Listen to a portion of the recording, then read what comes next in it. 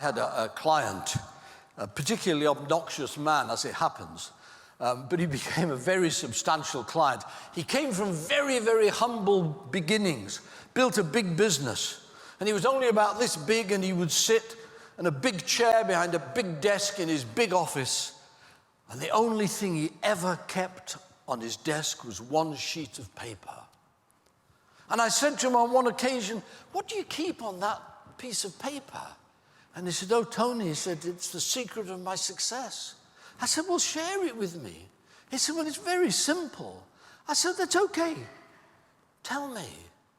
And he said, "Well, before I go home every day, I make a list of what I intend to do tomorrow. And I come in the morning, I start at the top of the list and work through." Is this a new idea? How many of us have a to-do list sitting on our desks or maybe on our phones or on the computer or somewhere? So I asked him the obvious question. I said, "Tell me, what happens on the day you don't get to the bottom of your list?" And he said, "You weren't listening.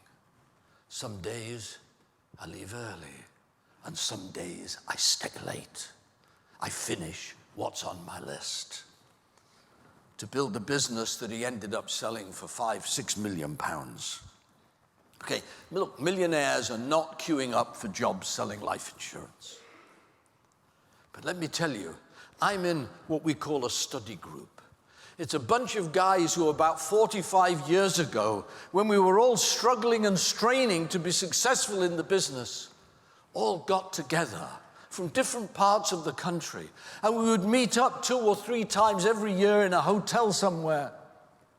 And we would share ideas. It's what we call a study group.